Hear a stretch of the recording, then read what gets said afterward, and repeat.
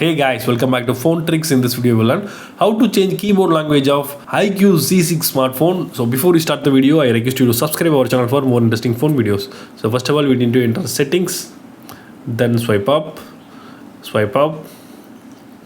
You need to choose system from the menu. Then you need to click language and input. Now you need to choose on-screen keyboard. So in the list you need to choose Gboard from the list, and again click languages, then click add keyboard from the list.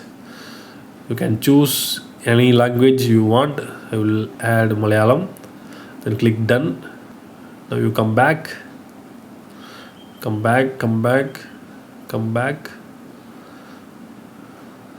Now I open the keyboard. So if you want to change the language of the keyboard, you need to click and hold the space bar. So it will show the additional languages from the list. So I will choose the Malayalam. Now you can see the Malayalam language is available. Again, press and hold the space to change the language. So that's all guys. I hope this video is very useful to you. If you like this video, hit thumbs up and do subscribe our channel for more interesting phone videos. Thank you.